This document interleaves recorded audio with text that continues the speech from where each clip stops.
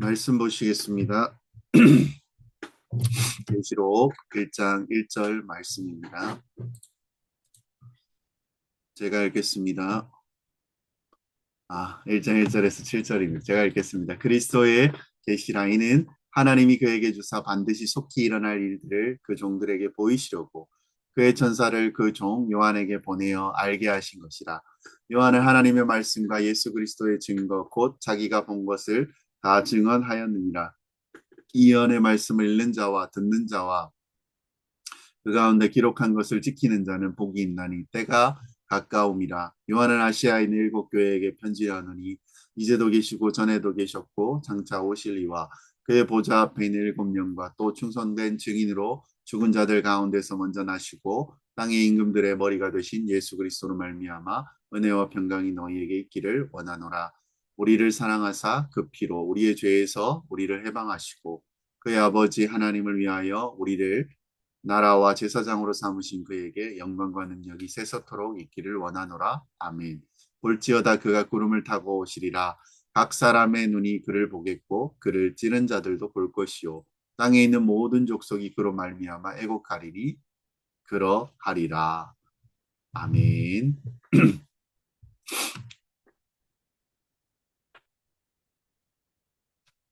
네, 이렇게 계시록을 지금 보고 있습니다.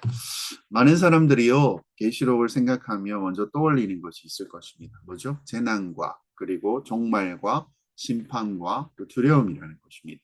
근데 계시록은 그렇게 말하지 않습니다. 그리스도의 계시라고 말합니다. 예수 그리스도의 계시.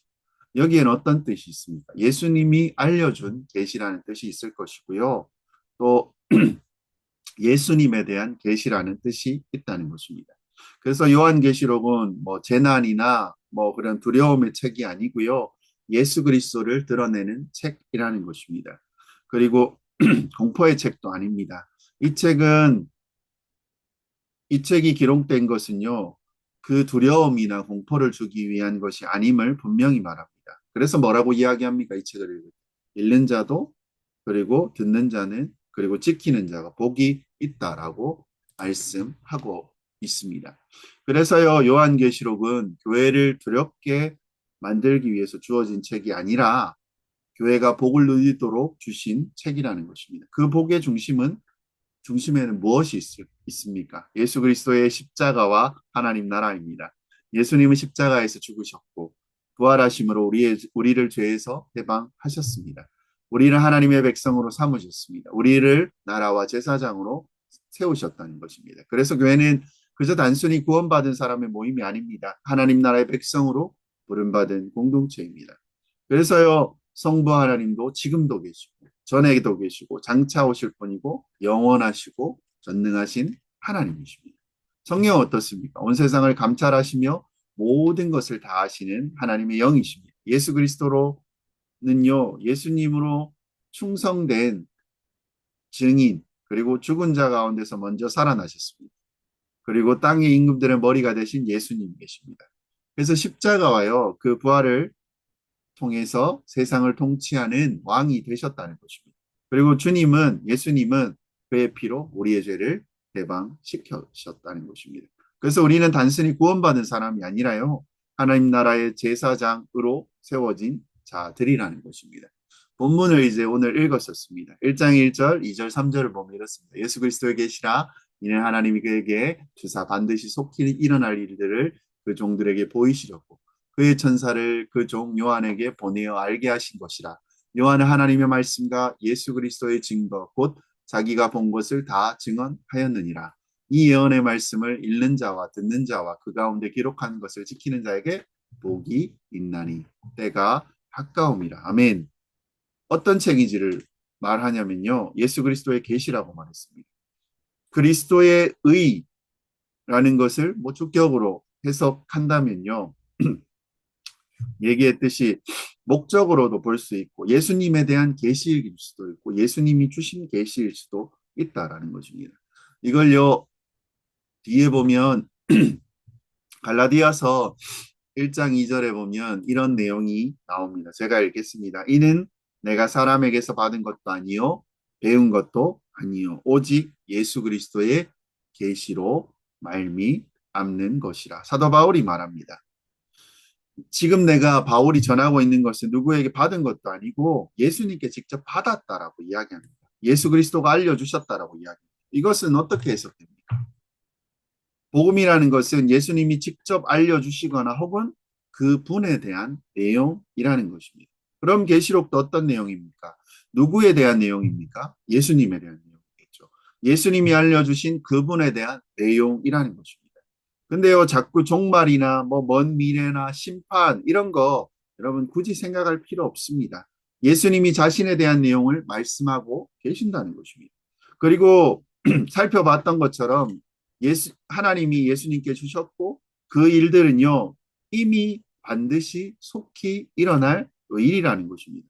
예수님이 이 땅에 오셔서 시작되었고 완성되기 전까지 일이 지금 현재도 지속되고 있다라는 것입니다. 그리고 뭐라고 말합니까?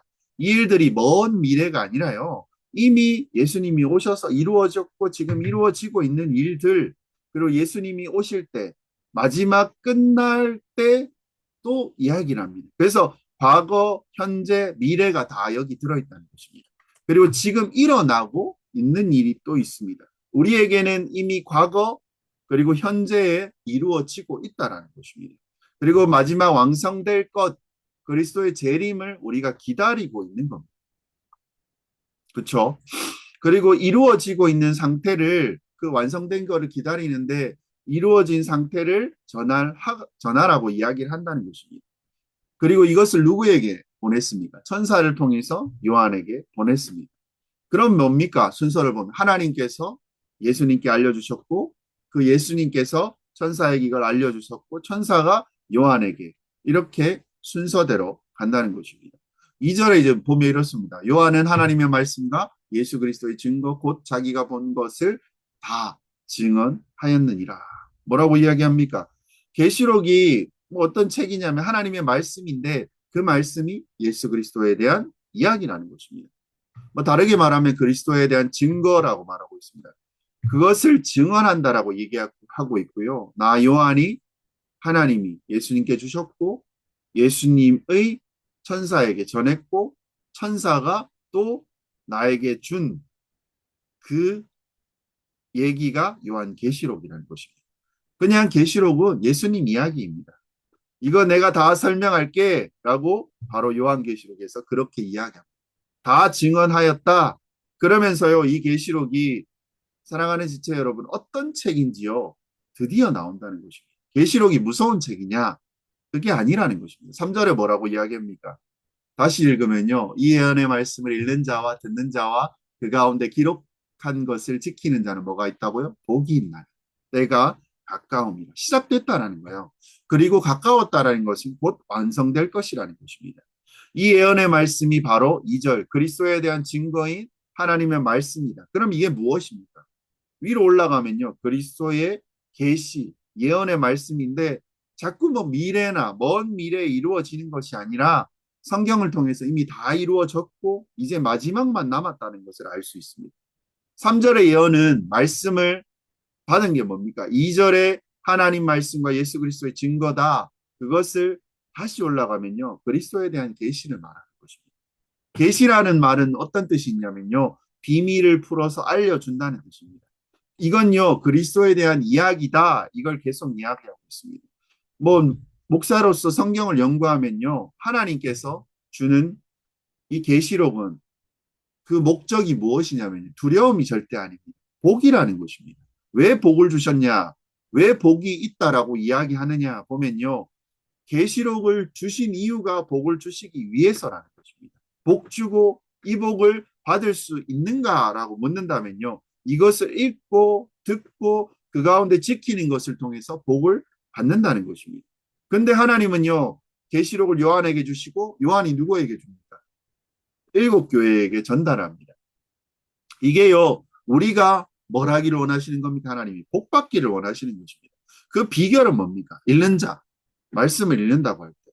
성경을 읽는 것입니다. 이거 공식적인 표현은 아닙니다. 원래는요. 읽는다라고 표현했을 때 공적인 회당에서 말씀을 선포하거나 읽는 사람들이 읽는 것을 말하는 것입니다. 그래서 이 표현이요.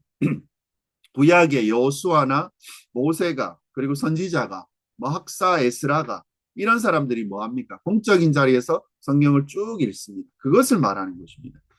뭐 지금으로 이야기하면 어떻습니까? 교회에서 설교 말씀을 전하는 것입니다. 이것을 읽는 자로 볼 수 있습니다. 그리고 이것은요 단수로 되어 있습니다. 원어로 보면 읽는 자는 한 명입니다. 그리고 두 번째 듣는 자는 누구입니까? 이 사람들은 교회의 성도들이 그리고 기록하는 것을 지키는 자, 읽는 자, 듣는 자 모두 포함된다는 것입니다. 바로 우리에게 어떤 복을 주시기를 원하시냐면요. 교회에서 목사가 그리스도에 대한 이야기를 하는 것. 그리고 그리스도가 뭘 했다고 이야기합니까? 이미 이루셨고, 그리고 이루고 계시고, 완성하실 그 복음에 대한 내용을 전할 때 어떻습니까? 그 내용을 듣는 성도들이 그 말씀을 듣고 말씀에 순종할 때 뭐라고 이야기합니까? 복이 있다라고 말씀하시는 것입니다. 사랑하는 지체 여러분, 계시록을 여러분 특별하게 뭐 특이하게 생각하지 마십시오. 아니요. 특별한데 똑같습니다. 일반 복음서나 뭐 서신서나 같다라는 것입니다. 그러니까 표현이 뭔가 좀 더 구체적으로 이야기가 나올 뿐 마지막 완성에 대한 이야기가 또 나와 있을 뿐 전부 다요. 우리가 이미 성경을 알고 있는 내용을 계속 반복해서 하는 내용이라는 것입니다. 그리고 그것이 요한계시록입니다. 그래서 4절에서 뭐라고 이야기합니까? 요한은 아시아에 있는 7교회에게 편지하노니라고 되어 있습니다. 예언의 말씀이요. 이 내용이 뭐냐면요. 어떻게 복을 받을 수 있느냐? 그것이 4절에서 오늘 읽었던 8절까지의 내용입니다. 복을 받는다고 하는데요. 복 받는 내용이 무엇입니까? 누구에 대한 내용이냐면요. 삼위일체 하나님을 이야기합니다. 성삼위 하나님에 대해서 이야기합니다. 그래서 7교회에게 편지를 하노니 이제도 계시고 전에도 계셨고 장차 오실 이와 그의 보좌 앞에 있는 7영과 요한은요 아시아에 있는 7교회에게 편지를 합니다. 7교회를 7이라는 숫자 지역을 말하기도 합니다. 말하자면 뭐 교회라고 얘기했을 때요 지역들 뭐 서울 뭐 경기도 뭐 이렇게 근데 그곳에 하나의 교회를 말하는 것이 아니고요 여러 교회가 있습니다. 이 말은요 그 지역을 이야기합니다. 에베소, 버가모, 뭐 빌라델비아 뭐 이렇게 이야기하잖아요. 그 지역 중에 7지역만 얘기한다라고 또 말할 수 있는데요. 그게 아니고요. 7은요. 완전수입니다. 충만한 수입니다. 하나님의 말씀을 듣고 예수 그리스도를 믿는 모든 교회에게 주신 말씀을 가지고 7로 표현하신 것입니다. 그래서 7교회에 편지하노니 이 말은 무엇입니까? 그 이 내용이 또 무엇입니까? 이제도 계시고 전에도 계셨고 장차 오실 분 바로 성부 하나님 그리고 이제도 계시다 지금도 계시다 그리고 지금 우리가 말씀을 듣고 말씀을 선포하고 이때도 지금 살아 계신다는 것입니다. 하나님은요 전에도 계셨습니다. 맞습니다. 그리고 이분은 영원 전부터도 또 계셨습니다. 특이한 표현이 있습니다. 장차 오실리 당연히 누구입니까? 예수님이라고 할 수 있죠. 근데 예수님은요, 여기서 안 나오고요. 또 뒷절에 또 나옵니다. 5절에서 7절 나옵니다. 그리고 8절에 보면 뭐라고 이야기하면 읽어보면 이렇습니다. 주 하나님이 이르시되 나는 알파와 오메가라. 이제도 있고 전에도 있었고 장차 올 자요 전능한 자라 하시더라. 이렇게 이야기합니다. 8절에서 설명하신 하나님이라고 이분이 장차 올 근데 왜 그러면요 장차 온다고 얘기를 했으니까 당연히 예수님이 오시는 거 맞잖아요. 이렇게 물어볼 수 있잖아요. 이건요, 뭐냐면요, 하나님이 전능하신 그 능력을 지금 말씀하고 있다는 것입니다. 이전, 그리고 지금 영원히 계시는 시간, 공간을 초월하시는 하나님의 영원성과 전능성을 말한다는 것입니다. 삼위 하나님 중에요, 성부 하나님이 어떤 분이십니까? 지금도 계시다는 것입니다. 지체 여러분, 이전에만 계신 것이 아니고요. 하나님은 지금도 계십니다. 하나님은 현재도 그리고 앞으로도 영원히 계신다는 것입니다. 그 다음에요. 그의 보좌에 있는 7영이 나오지 않습니까? 4절에. 그리고 그 7영이 누굽니까? 당연히 성령님이시죠. 성령님 7영이라고 왜 그랬냐면요. 스가랴서에 이렇게 이야기를 합니다. 작은 일을 날이라고 멸시하는 자가 누구냐? 사람들이 스룹바벨의 손에 다림줄이 있음을 보고 기뻐하리라. 이 7은 온 세상에 두루다니는 여호와의 눈이라 하니라. 무슨 뜻입니까? 세상을 두루 감찰하시고 다스리는 분, 그리고 모든 것을 다 아시는 분. 이게 누구냐면요. 성령님이라는 것입니다. 성령님은요, 뭐 이렇게 보듯이 온 세상에 모르는 게 없다는 것입니다. 모르는 게 없으시는 분, 그리고 우리의 개인적인 어려움, 그리고 아픔, 생각, 마음까지 다 아신다는 것입니다. 이것이 성령님에 대한 내용입니다. 그리고 5절에서 뭐 7절 내용은 예수님에 대한 내용입니다. 왜 예수님은요, 성부, 성자, 성령인데 또 뒤에 나와요. 왜 마지막에 나옵니까? 내용이 많아서 그렇습니다. 이걸 본따서 만든 게 사도신경입니다. 성부, 성자 하나님, 그리고 어떤 내용이 제일 깁니까? 예수 그리스도에 대한 내용이 제일 깁니다. 태어나심과 마지막 재림까지 나오는 게 사도신경이라는 거죠. 왜 이렇게 나옵니까?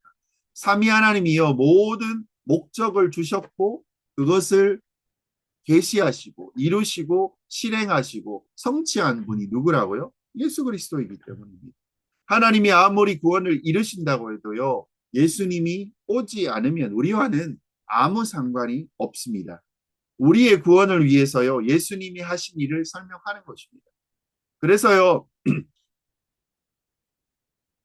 과거라고 5절에 뭐 내용이 무엇입니까? 충성된 증인 가운데 죽은 자 가운데서 먼저 나시고 땅의 임금들의 머리가 되신 예수 그리스도로 말미암아 은혜와 평강이 너희에게 있기를 원하노라. 우리를 사랑하사 그의 피로 우리 죄에서 우리를 해방하시고 이렇게 이야기합니다. 이것은 뭐라고 이야기합니까? 과거입니다. 5절은. 그리고 6절은 뭡니까? 그의 아버지 하나님을 위하여 우리를 장차 제사장 나라로 삼으신 그에게 영광과 능력이 세세토록 있을지어다. 미래입니다. 과거와 현재와 미래, 그 무엇입니까? 우리가 계시록을 표현할 이미와 아직, 현재 이루어지는 종말, 그리고 그 사이에 이루어지는 어떤 일을 하나님께서 이루셨는가? 그 복이 무엇이냐? 그리고 우리에게 이루어진 바로 그 복이 있다는 것입니다.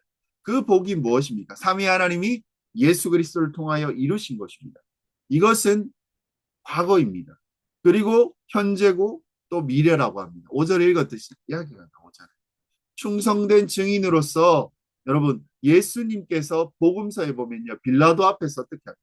끝까지 예수님이 하나님이 아들이라는 것을 그분은 하나의 흐트러짐 없이 끝까지 자기의 메시아 되신 그리고 하나님 아버지에 대해서 증언을 하셨다는 것입니다. 죽을 때까지 죽기 직전까지 아니 죽으심으로 충성되게 하나님의 뜻을 행하셨다는 거죠. 그리고 그 모든 일을 성취하셨습니다. 그리고 어떻게 죽으셨다가 어떻게 됩니까? 그렇죠. 죽은 자 가운데서 다시 살아나시고 그리고 이건 죽었는데 부활했다라는 것입니다. 부활했다라는 것입니다. 부활은요, 여러분 굉장히 중요합니다. 이 땅의 임금들의 머리가 되셨다. 땅의 임금들이 무엇입니까? 세상을 주관하는, 이 땅을 다스리는 가장 힘센 권력의 머리가 되었다는 것입니다. 통치자, 다스리는 것은 무엇을 통해서입니까? 그의 충성된 증인으로 죽은 자 가운데서 어떻게 합니까? 먼저 나심으로, 십자가에 죽고 부활하심으로, 그리고 이 땅의 모든 권세와 권력, 세상에 있는 모든 사람들을 다스리는 자가 되셨다는 것입니다. 그 십자가의 죽음과 부활로 어떻게 됩니까? 예수님으로 말미암아 뭐라고 얘기합니까? 은혜와 평강이 너희에게 있기를 원하노라. 5절에 나오죠. 하나님이요 특별히 예수님을 통해서 우리가 은혜와 평강이 있기를 원하시는 것입니다. 그러면 예수님이 행하신 일, 과거에 사랑하사 피 흘려서 십자가에 우리를 해방하셨다는 것입니다. 십자가에서 모든 우리의 구원을 다 이루셨다는 것입니다. 그래서 중요한 이야기입니다. 구원을요, 종말이라고 말을 합니다. 사람들이 어떤 일시적이고 한 날만을 생각한다라고 얘기를 했었습니다. 그리고 구원받으면 뭐요? 끝이다, 땡이다 생각하는데요. 왜 우리는 이렇게 죄에서 해방하시고 그의 피로 구원해 주셨는지가 6절에 나옵니다. 왜 예수님께서 우리를 구원해 주셨는지 6절에 뭐라고 이야기합니까? 그의 아버지 하나님을 위하여 우리를 나라와 제사장으로 삼으신 그에게 영광과 능력이 세세토록 있기를 원하노라. 아멘. 우리를 죄에서 해방하신 이유가 무엇입니까? 그의 아버지 하나님께 영광을 돌리며 살게 하기 위해서라는 것입니다. 그러면 영광을 돌리며 살게 하시는 목적 때문에 우리를 이 땅에 살게 하셨다라는 것입니다. 그러면 여러분, 우리의 인생의 목적은 결국 무엇입니까? 하나님의 뜻대로 살아가는 것, 하나님의 영광을 위해 살아가는 것, 우리의 인생의 가장 큰 목적이고 우리의 인생에 하나님이 생명을 주신 이유라는 것입니다. 아멘. 왜요? 우리에게 생명을 도대체 왜 주셨습니까? 하나님 아버지의 영광을 위해서 살아가도록 하기 위해서. 우리가요, 교회 생활을 하다 보면 어떻습니까? 내가 이루고자 하는 것 중에 하나님의 은혜를 받아서 내 뜻대로 살려는 사람들이 많이 있습니다. 우리가 조금만 정신 못 차리고요, 세상의 유혹에 빠지거나 세상의 것을 생각하게 됩니다. 그러면 우리의 인생 자체가 어떻게 됩니까? 세상에서 뭔가를 이루는데요, 하나님의 은혜가 필요하다라는 생각으로 살아갈 때가 있다라는 것입니다. 그렇죠? 그러면요, 거기에 하나님의 은혜가, 내가 이 일을 하는데 하나님의 은혜가 조금 부어지면 확 안 부어지고요. 조금만 부어지면 될 듯 하면서 안 되면 하나님을 원망하는 것입니다. 그리고 뭐라고 이야기합니까? 하나님의 은혜가 없으면 뭐라고 합니까? 왜 하나님 저 기도했는데 이렇게 안 해주세요? 왜 저를 사랑하지 않으세요? 사랑하는 여러분, 이건요, 기준 자체가 잘못된 것입니다. 여러분, 이건 뭡니까? 생각이 잘못됐다는 것입니다. 우리는 세상의 일, 세상의 건강, 세상의 것은요, 다 그냥 이 세상의 차원적 일이라는 것입니다. 우리는 가장, 우리의 인생의 목표는 무엇입니까? 우리는 어떤 자입니까? 예수님께서 우리를 구원해 주셨고, 구원받은 자로 살아가는 것이 마땅한 자라는 것입니다. 우리에게 복이요, 이게 무엇입니까? 하나님께서 우리에게 생명 주신 복이 우리에게 주신 가장 큰 복이라는 것입니다. 돈이 많고 적음, 휘둘리죠, 우리가 여기. 그러면 구원이 우리에게 크게 다가오지 않죠. 구원이 뭐 중요해? 내가 지금 먹고 살기. 그러면요, 무엇도 해결되더라도 어떻습니까? 뭔가 채워지고 난 다음에 그것도 일시적인 겁니다. 잠깐 그것에 기쁠 뿐이라는 것입니다. 진짜요, 요한에게 하나님께서 예수 그리스도를 통해서 예수님에게, 그리고 무엇입니까? 우리에게 주신 참된 인생의 목표를 말씀하고 계시다는 것입니다. 그게 무엇입니까? 예수님이 우리를 죄에서 해방하셨다. 그리고 너희를 하나님 나라와 하나님의 영광을 위하여 우리를 뭘로 만드셨다고요? 나라와 제사장으로 삼았다는 것입니다. 와, 이게 뭡니까? 이 핵심이 뭘 얘기하는 것입니까? 우리가 이 땅에 어떻게 살아야 된다는 것입니까? 하나님 나라와 제사장으로 삼으셨으니까요, 그렇게 살라라고 구원하셨다는 것입니다. 근데 우리는요, 나라와 제사장에는 관심 없습니다. 당장 이 땅에서 내가 지금 해결해야 될 일들이 더 중요하죠. 그리고요, 하나님 저 바빠요 라고 생각하면요, 하나님께서 우리에게 주신 이 영원한 그 기쁨의, 그리고 감격의 구원이 기쁘지가 않은 거예요. 걸리적거리는 게 될 수도 있습니다.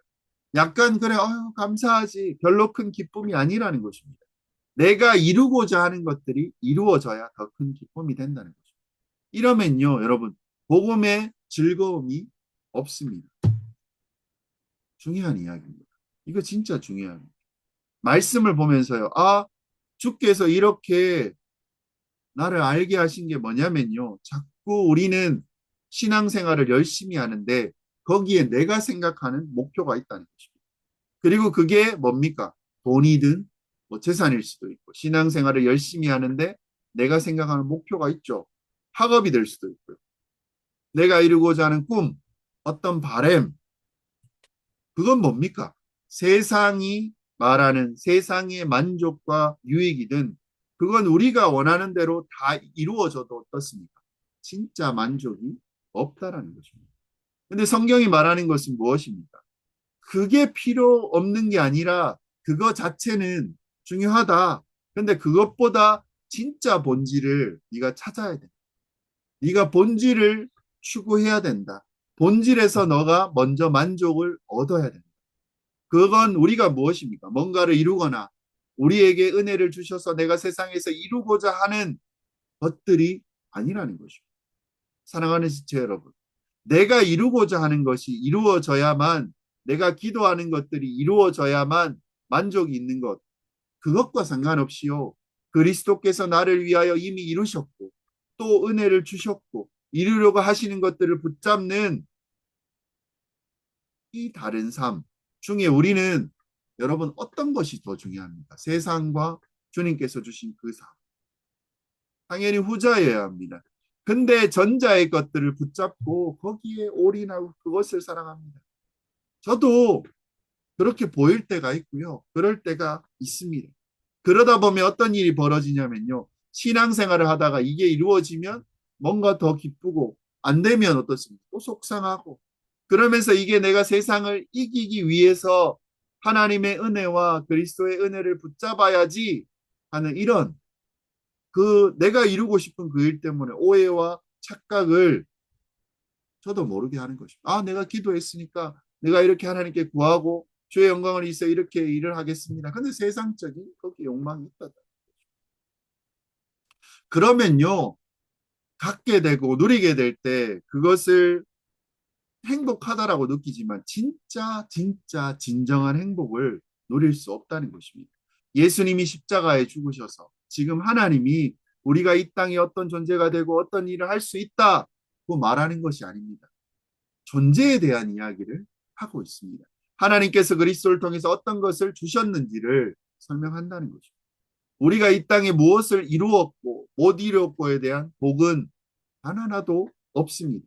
성경은요, 하나님께서 그리스도를 통해서 이루신 그 사건, 그 은혜를 붙잡는 게 그게 은혜와 평강을 우리가 얻어서 살아가는 그 목적이고 길이라고 말하는 것입니다. 우리를 죄에서 해방하시고 그 피로 우리를 구원하신 그 목적이 뭐냐? 이것을 잊지 말아야 한다는 것입니다. 그것은요, 현재의 삶을 위하는 것이죠. 현재의 삶. 아까 1장 6절에서 읽었듯이. 무엇입니까? 바로 나라와 제사장을 삼으신 것입니다. 나라와 제사장으로 살아가는 것이 우리에게 참된 기쁨이자 은혜와 평강을 누리는 방법이라는 것입니다. 이게요, 하나님이 사람을 창조하신 목적입니다. 이스라엘 백성을 애굽에서 구원하신 목적이라는 것입니다. 하나님께서 우리를 창조하신 목적이 이것입니다. 그래서요, 그분이 우리를 통해서 하고 싶은 것이 뭔지를 보여주는 것이 출애굽기에 나와 있습니다. 그리고 하나님께서요, 그 뜻을 우리에게 계시 열어서 보여주신 거죠. 내가 너희를 구원한 목적이 뭔 줄 아니? 애굽에서 이끌어낸 이유가 뭔지 아니? 라고 5절과 6절에서 뭐 이야기를 하는데요. 먼저 19장 1절에서 내용은 이렇습니다. 이스라엘 자손이 애굽 땅을 떠난 지 3개월이 되던 날 그들이 시내 광야에 이르니라. 시내산이라고 하지만요. 하나님이 계신 곳이라고 보통 말할 수 있습니다. 그래서 하나님이 나타나실 때를 뭐라고 이야기하면 한번으로 현현이라는 표현을 씁니다. 근데 그때 나타나는 현상이 뭐냐면요. 구름과 천둥과 번개가 칩니다. 거기에 하나님이 계시다는 뜻입니다. 그리고 모세를 부르십니다.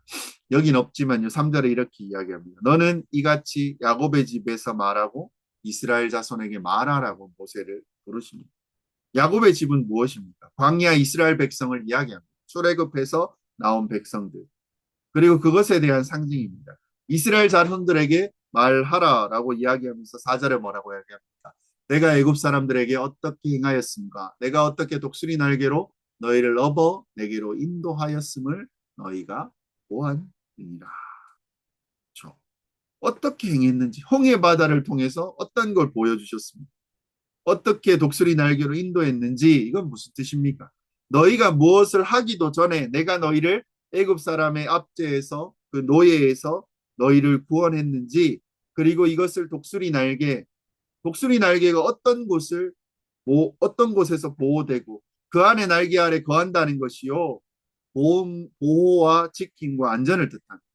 오늘 뭐 설교 가운데도 제가 얘기를 했었던 중에 있는 것이 무엇이냐면 홍해 바다를 건너게 하시고 먼저 구원하셨다는 것입니다. 하나님의 역사와 영광을 보여주시고 그들을 구원하시고 내 백성을 삼았다라는 은혜라고 말하는 내용을 전했었습니다. 그래서요 안전함, 독수리 날개에서 지킴, 내가 거기서 너희를 얼마나 보호해줬는지 너희가 애굽에서도 봤지 않느냐? 그리고 지금 내가 말하고 있다. 너희가 인도했는 너희도 봤지. 그러니까 왜 너희를 그렇게 인도했는지 구원했는지를 내가 알려줄게. 5절 6절에 이렇게 하라. 세계가 다 내게 속하였으니 너희가 내 말을 잘 듣고 내 언약을 지키면 너희는 모든 민족 중에 내 소유가 되겠고 너희가 내게 대하여 제사장 나라가 되며 거룩한 백성이 되리라. 너는 이 말을 이스라엘 자손에게 전할지니라.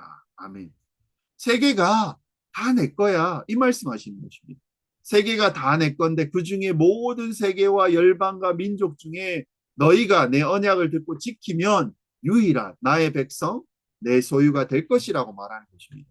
모든 민족 중에 내 소유라고 할 때 이것은 무엇입니까? 세라라는 것입니다. 내 재산 중에 가장 아끼는 것, 가보라는 뜻으로 볼 수 있습니다. 그래서 내 소유라고 말하는 가장 아끼는 것 무엇입니까? 불날 때요. 이건 꼭 가지고 가야 되는 그게 있잖아요. 집에서. 이거는 무조건 내가 챙겨야 된다. 다른 건 몰라도 그걸 말하는 것입니다. 그리고 하나님이 이스라엘 백성들을 말하면서 그것이 너는 나의 소유야, 가보야, 가장 중요한 거야 라고 이야기합니다. 그리고요. 언제 너희가 그 소유, 드디어 제사장의 나라가 될 때 제사장이 뭡니까? 자기를 위해 제사 드리는 것이 아닙니다. 누구를 위합니까? 하나님께 제사를 드리기 위해서 제사를 다른 백성들을 위해서 제사장은 뭡니까? 중개자 역할을 하는 사람입니다. 그래서 사람들을 하나님으로 하나님 품에 돌아오게 하는 그 역할을 하는 것입니다. 그것은요. 제사장은 이스라엘 백성의 죄를 사함받기 위해서 하나님께 고용된 사람입니다. 즉 무엇입니까? 너희가 너희만 구원받는 게 아니고 다른 백성을 통해 너희 행실과 너희의 모습을 통해 하나님의 영광을 드러내고 너희를 통해 하나님의 백성으로 돌아오게 하는 것이 내 역할이다. 지금 이스라엘 어떻습니까? 브릿지를 그 하나님의 제사장의 역할을 하고 있습니다. 안 하죠. 그렇게 말씀하시는 겁니다. 그렇게 세웠는데 그 언약에서 벗어나는 것이죠. 그 역할을 이루기 위해서는 어떻게 합니까? 너희가 내 말을 내 언약을 들을 때 그 일이 이루어질 것이라고 말하시는 것입니다. 내가 너희를 애굽에서 구원한 이유가 뭔 줄 아니?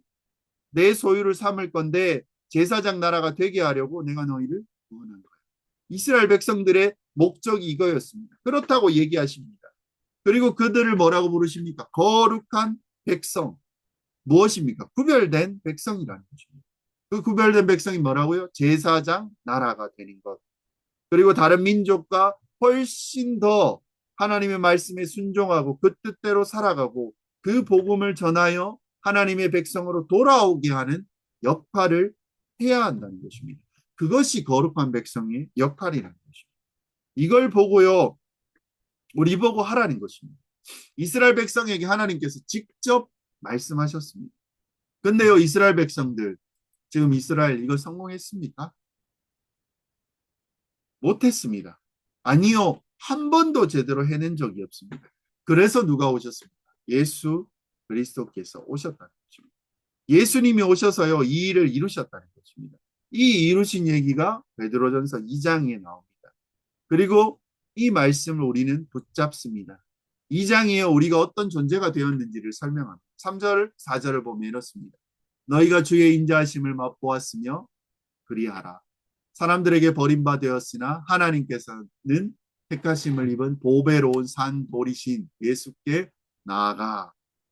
예수가 뭐라고요? 버림받았으나 택하심을 입은 보배로운 산돌. 이거 보면 뭐 생각납니까? 앞에 얘기했듯이. 다니엘서 2장에 보면요. 손대지 아니한 돌. 2장 45절에 있습니다.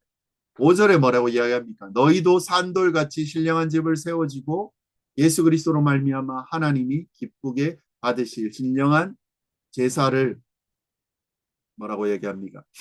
신령한 제사를 드릴 거룩한 제사장이 될지니라 라고 말하고 있습니다. 산돌같이 신령한 집이 세워지고 너희도 그렇게 된다라는 것입니다. 누구를 통해서요? 예수 그리스도로 말미암아 하나님이 기쁘게 하실 신령한 제사를 드릴 거룩한 제사장이 된다라고 한다는 것입니다. 그리스도를 통해서 그리스도로 말미암아 이분이 누구라고요? 우리의 모퉁이 돌 위에 신령한 집이 세워지고 그분이 우리 안에 계시기 때문에 그렇게 된다는 거죠. 6절에요. 성경에 기록되었으니 보라 내가 택한 오베로운 모퉁이 돌을 시온에 두노니 그를 믿는 자는 부끄러움을 당하지 아니하리라 하였으니 예수 그리스도를 통해서 제사장 나라가 되었고 그리고 우리가 너무나 잘 아는 말씀이 나오죠. 7절 그러므로 믿는 너희에게 보배이나 믿지 않은 자에게는 건축자들이 버린 그 모퉁이의 머릿돌이 되고 또한 부딪혀 돌과 걸려 넘어지게 하는 바위가 되었다 하였느니라. 그들이 말씀에 순종하지 아니함으로 넘어지나니 이는 그들을 이렇게 정하신 것이라. 그렇죠. 부딪혀서 걸려지는 바위가 되었다라고 얘기합니다. 안 믿는 사람은요, 걸려 넘어진대요. 그냥 넘어지는 거고요. 우리에게는 뭐라고 이야기하면 그 돌이 모퉁이 돌이 되어서 우리의 전 존재의 근원이 되신다는 것입니다. 그리고 그들의 말씀에 순종하지 아니하면 넘어진다라고 이야기합니다. 9절 10절은 뭐라고 얘기합니까? 그러나 너희는 택한 족속이요 왕 같은 제사장이요 거룩한 나라요 그의 소유가 된 백성이니 이는 너희를 어두운 데서 불러내어 그의 기이한 빛에 들어가게 하시니에 아름다운 덕을 선포하게 하려 하심이라. 너희가 전에는 백성이 아니더니 이제는 하나님의 백성이요 전에는 긍휼을 얻지 못하더니 이제는 긍휼을 얻을 자니라. 아멘. 계시록 1장 6절에서 보았던 것처럼요. 하나님을 위해 우리를 제사장, 나라와 제사장으로 만드셨다는 것입니다. 누가요? 예수님이. 근데요, 택하신 족속이요, 왕 같은 제사장이요, 뭐라고 해요? 거룩한 나라입니다. 이미 그리스도 안에서요, 그의 십자가 죽음으로 인해서 그의 소유로 우리는 나라요, 제사장이 된 자들이라는 것입니다. 사랑하는 지체 여러분, 나라라고 할 때 나라가 뭡니까? 너희는 하나님의 통치를 받는 거룩한 제사장과 같은 역할을 하는 자들이다. 이 일이 뭡니까? 거룩한 백성으로 살아가는 것입니다. 왜요? 예수님이 우리를 원하셨습니다. 왜요? 예수 그리스도 요한계시록의 책을 우리에게 주셨고 그리고 구원받아 두려운 그 종말을 살라고 말하는 그 구원 아주 단순한 그 구원의 원리가 아니고요. 우리를 구원하신 목적, 그 계시록을 주신 이유, 그것은 무엇입니까? 제사장 나라, 거룩한 나라, 제사장 나라로 우리를 살아가시기 위해 하신 것이라는 것입니다. 이렇게 살아갈 때요. 계시록으로 보면 7절에 이렇게 합니다. 볼지어다 그가 구름을 타고 오시리라. 각 사람의 눈이 그를 보겠고 그를 찌른 자도 볼 것이요. 땅에 있는 모든 족속이 그로 말미암에 애곡하리니 그러하리라. 아멘. 뭐 여러 가지로 해석이 됩니다. 한 두 가지 정도. 하나는 무엇입니까? 정말 예수님이 마지막 심판 때 오셔서 죽은 자들이 일어나 예수님을 찌른 자들도 다 부활하게 되어서 애곡하고 슬프게 되는 심판을 보여주기도 하지만 또 하나는 무엇입니까? 뭐 스가랴 말씀을 통해서 믿는 자들이 회개하고 또 돌아오는 것을 또 보기도 한다는 것입니다. 둘 다 뭐 어떻든 상관없습니다. 결론적으로요. 앞으로 미래에 일어날 일들을 말합니다. 볼지어다 그가 구름을 타고 오십니다. 구름은 무엇입니까? 뭐 구름 하면 구은둔, 뭐 손오공 얘기가 나오잖아요. 그런 동화 같은 구름이 아닙니다. 구름을 얘기할 때 아까 출애굽기 읽었었죠. 뭡니까? 빽빽한 구름, 뭐 천둥, 번개. 거기서 구름이라는 역할을 보면요. 안 보이지 않게 하는 역할을 합니다. 우리가 대제사장, 나중에 뭐 1년에 한 번, 뭐 히브리력으로는 7월 10일 대속죄일이에요. 제사장 어떻게 합니까? 염소 피를 가지고 그 피를 가지고 향이 있는 곳으로 들어갑니다. 지성소에 딱 1년에 한 번 들어가거든요. 대속죄일에. 그때 향이 어떤 역할을 합니까? 피워지는 향이. 구름과 비슷합니다. 그냥 그것을 못 보게 하는 거예요. 속죄소하는. 법궤를 보지 못하게 하는 역할을 한다는 것입니다. 하나님이 실제로 거기 계신다고 하면서도요. 형상화될 수는 없지만 그 사물에 그냥 법궤를 그 계신다는 그곳조차 못 보게 하는 역할을 그 향이 하고 있다는 것입니다. 왜 그렇습니까? 보면 좋습니다. 모세도 하나님을 본다고 할 때 그 하나님의 흔적만 본 것입니다. 흔적 그것을 보면서 어떻게 됐습니까? 그리고 나서 예수가 와서 얼굴에 광채가 났다고 이야기합니다. 나중에 바울은 또 얘기합니다. 그리스도의 형상에 힘입어 우리가 이미 광채가 나는 사람이라는 것입니다. 우리는 그리스도를 받은 사람이고 모세는 흔적만 보고도요. 그 안에 광채가 났다라는 것입니다. 우리는 누굽니까? 예수를 받았다니까요. 그리스도의 영이 우리 안에 있다니까요. 그러면 오늘요. 여기에 나와 말씀하시는 계시록 이 말씀을 통해 우리는 눈이 떠져야 됩니다. 진짜 우리에게 복이 무엇입니까? 예언한 말씀을 읽는 자, 그리고 듣는 자, 기록하는 걸 지키는 자가 뭐라고 이야기합니까? 복이 있다라고 이야기합니다. 사랑하는 지체 여러분. 진짜요, 여러분이 원하는 복, 우리가 원하는 복이 무엇입니까? 우리가 진짜 말하는 복은 도대체 무엇입니까? 우리가 추구하는 복은 무엇입니까? 바로요, 말씀을 듣고, 말씀에 순종하고, 말씀을 전하는 것, 그게 진짜 복입니다. 그게요, 나라와 제사장, 나한테 이 복이, 그리고 여러분에게, 우리에게 다 이루어졌다라고 한번 생각해 보세요. 주님께서 주신 그 충만한 복, 내가 나라가 되고 제사장이 되었다는 거죠. 그리고요, 원하는 대로 다 이루어졌을 때 어떤 일이 벌어집니까? 또 다시 내가 이루지 못할 것을, 내가 해내지 못할 것들에 대한 마음이 여전히 나는 이걸 해야 돼, 이루어야 돼, 욕심이나 새로운 것들이 원하는 것은 다 생긴다는 것입니다. 이 욕망은 어떻습니까? 가지고 싶은 게 있고요. 누리고 싶은 게 있고요. 채우고 싶은 것이 있습니다. 인간이 죽을 때까지 끝이 없습니다. 모든 사람은. 근데 성경에서 말하는 진짜 복을 받으면 세상 끝이 그렇게 크게 보이지 않는다는 것입니다. 바울은 그냥 배설물이라고까지 얘기했죠. 사랑하는 제 여러분, 우리는요 말씀을 보고 듣고 지키면서 이 경지까지 가야 된다는 것입니다. 근데 이게요 크게 어렵지 않습니다. 말씀을 들을 때 또 말씀을 지킬 때 이 말씀이 진짜라고 믿을 때요 그 일이 우리에게 일어나고 그대로 살아갈 때 하나님 아버지의 영광을 위해서 살아가는 것입니다. 이 세상은요, 계속 우리에게 부족하다. 아니, 더 벌어야 된다. 이것도 사야 되고, 이것도 사용해야 되고, 이것도 해야 되고, 추구하는 그것은요, 끝이 없습니다. 거기서 우리는 벗어나야 됩니다. 진짜 복이 무엇인지 다시 우리는 정신을 차려야 된다는 것입니다. 우리가 추구하는 복이 무엇인지를 우리는 다시 정립해야 합니다. 어떤 지체와 대화하다 보면 이런저런 어려움들을 듣습니다. 다 있죠. 그러면 당연히 그 일들을 나눠야 됩니다. 그리고요, 우리는 이것들을 위해서 기도하셔야 됩니다. 기도해야죠, 당연히. 근데 이것이 이루어지면, 복이 있네. 안 이루어지면, 복이 없는가 보다. 이게 세상의 방식입니다. 우리가요, 세상의 모습과 너무 똑같습니다. 세상을 닮아가고 있습니다. 여러분, 그래서는 안 됩니다. 이미 우리에게 주신 복, 그리스도의 십자가로 우리를 다시 새롭게 하시고 나라와 제사장으로 삼아 주셨고 거룩한 나라라고 말씀하신 하나님의 소유된 백성이라고 말씀하신 그 은혜예요. 우리는 감사해야 합니다. 여러분 기억하십시오. 이것이요 세상을 이기는 방식입니다. 이게 세상에서 우리가 정말 말씀 안에서 믿음으로 살아나가는 유일한 방식.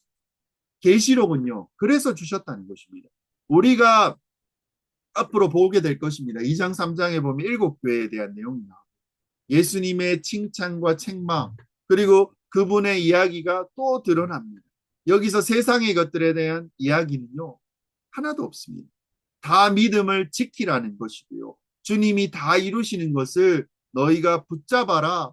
그리고 그 붙잡은 것으로 거룩한 백성으로 살아가라. 이 이야기를 하고 있다는 것입니다. 사랑하는 지체 여러분, 우리에게 이미 주신 것, 그게 바로요. 그리스도께서 이 땅에서 땅들의 임금의 머리가 되셨다. 승리하셨다. 이걸 먼저 우리가 믿는 것입니다. 세상에서 우리를 억누르게 하고 힘들게 하고 억압하는 자들 앞에서 우리가 뭐라고 고백할 수 있어야 합니까? 땅들의 임금의 머리가 되신 예수 그리스도로 말미암아요. 우리는 매일매일 은혜와 평강이 있다라고 고백해야 한다는 것입니다. 당장요, 이 문제 해결되지 않을 수도 있습니다. 근데요, 그 문제 위에 계신 여러분 하나님을 보셔야 돼요. 이미 모든 문제를 완성하시고 또 이루실 우리 주 예수 그리스도를 여러분 바라보셔야 됩니다. 성경은 자꾸요, 문제를 보지 말고 모든 것을 해방하시고 이루신 그리스도를 바라보라고 이야기하십니다. 그래서요, 그리스도를 보면 그 주신 복, 그리고 그 믿음으로 살아갈 수 있는 놀라운 은혜를 기억하면서요, 오는 이 또 한 주, 땅의 임금들의 머리 대신 예수 그리스도, 우리를 사랑하셔서 그의 피로 우리를 죄에서 해방하신 우리 주 예수 그리스도, 또 우리를 나라와 제사장으로 삼아 주셔서 마침내 하나님께 영광과 능력이 세세토록 있도록 고백하게 되는 우리 주님이 오실 거라고 말씀하신 그 말씀을 우리는 들어야 합니다. 이 땅에서 정말 하나님의 통치를 받아서요, 제사장 나라와 같은, 그리고 제사장과 같이 살아가는 우리의 인생이 여러분 되셔야 한다라는 것입니다. 제사장처럼 사는 거 어떻습니까? 그게 무슨 내용인지, 제사장처럼 살아가는 게 도대체 뭡니까? 얘기할 때요, 이미요 예수님 다 말씀하셨다는 것입니다. 예수님이요 바로 하나님의 통치를 받아서 살아가는 것을 이야기하셨고, 주님을 믿으면서 주님을 따라 살아가면 됩니다. 그래서요, 우리의 상황과 상관없이 승리하신 그리스도를 바라보는 게 저는 믿음의 시작이라고 본다라는 것입니다. 그리고 이것이 믿음을 누리는 것, 세상을 이기는 유일한 방식이라고 본다라는 것입니다. 사랑하는 지체 여러분, 문제가 더 크다면요, 다시 우리는 예언의 말씀을 읽고 들어야 된다는 것입니다. 다시 내 문제가 더 커져 보이면 기록된 말씀, 땅의 머리 대신 예수 그리스도를 우리는 다시 기억해야 됩니다. 그리고 그것을 새겨야 됩니다. 땅의 문제는 이미 우리의 문제와 상관없이 어떠하든지 그리스도만 붙잡을 수 있어야 됩니다. 그래서요, 출애굽기 뭐라고 합니까? 머리에도 문지방에도 손목에도 그냥 계속 그 말씀 가운데 젖어 들라라고 이야기한다는 것입니다. 내용을 가지고 잠시 적용해 보면 이렇습니다. 우리는 인생의 목적을 다시 정립해야 돼요. 많은 사람들은요, 하나님을 믿으면 내 삶이 잘 풀릴 것이다라고 생각하게 됩니다. 근데요, 성경이 말하는 복 그거 아닙니다. 하나님이 우리를 구원하신 목적은요, 하나님의 영광을 위해서 살기 위한 것입니다. 성도들의 인생 목적은 성공이 아니라 하나님 나라라는 것입니다. 그리고 우리는 제사장 나라로 살아가야 된다라는 것을 말하고 있습니다. 하나님 나라의 백성으로 우리는 살아야 됩니다. 그리고요, 성경은요, 우리를 이렇게 부릅니다. 왕 같은 제사장, 거룩한 나라, 하나님의 소유된 백성. 단순한 신분이 아니고요, 우리가 나아가야 될 삶의 방향입니다. 우리는 세상을 위해서 하는 사람이 아닙니다. 하나님 나라를 드러내는 사람입니다. 진짜 복이요, 무엇인지를 우리는 알아야 됩니다. 세상은 말합니다. 돈이 많으면 복 있다. 성공하면 복 있다. 성경은요, 말씀을 듣고 지키는 자가 복이 있다라고 합니다. 진짜 복음은요, 하나님 나라에 속한 것이고 예수 그리스도의 십자가 은혜, 그 하나님과 함께 살아가는 그 삶을 살아가는 자들이 복 있다라고 말하고 있습니다. 사랑하는 지체 여러분, 계시록은요, 끝을 설명하는 게 아니고 그리스도의 승리를 보여주는 책입니다. 예수님께서는 이미 승리하셨죠. 부활로 승리하셨고 세상의 왕이 되셨다는 것입니다. 그리고 교회는 패배를 얘기하는 것이 아니고 이미 승리한 왕의 백성입니다. 우리는 문제를 바라보고 사는 사람이 아니고요, 승리하신 그리스도를 바라보며 살아가는 사람입니다. 그래서 교회는요, 세상의 방식으로 살아가는 공동체가 아니라 하나님 나라의 방식으로 사는 공동체라는 것입니다.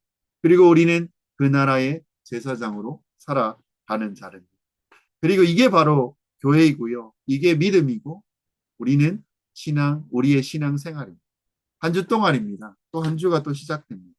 우리 주님이 여러분 이미 우리에게 주신 그 놀라운 복을 우리가 하나씩 하나씩 생각하면서 묵상하면서 또 멈추어서 또 생각하고, 또 이것을 또 너무 쉽게 생각하지 말고 깊은 은혜를 기억하면서 계시록을 통해서 이루실 하나님의 그 사랑, 은혜, 놀라운 기억을 또 묵상하면서 한 주도 하나님 뜻대로 살아가며 승리하는 우리 되시기를, 여러분 되시기를 주의 이름으로 축복합니다.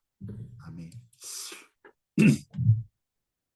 그렇죠. 이게 뒤집어내 기도 제목이 여기다 넣었습니다. 기도 제목입니다. 십자가의 복음을 하나님 붙들고 살게 하여 주시옵소서.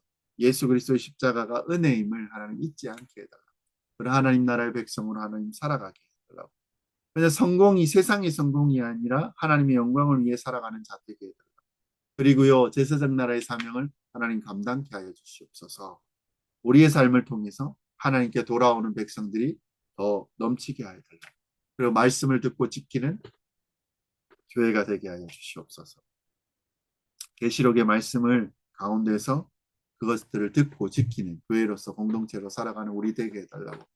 또 3월이 또 가운데가 지나갑니다. 또 3주 뒤에는 또 부활절이죠. 그 가운데 하나님 우리에게 은혜도 하시고 힘도 하시고 능력도 하셔서 더 주를 사랑하고 더 기뻐하고 갈 수 있게 하시고 우리의 영육 가운데 연약함과 부족함이 있습니다.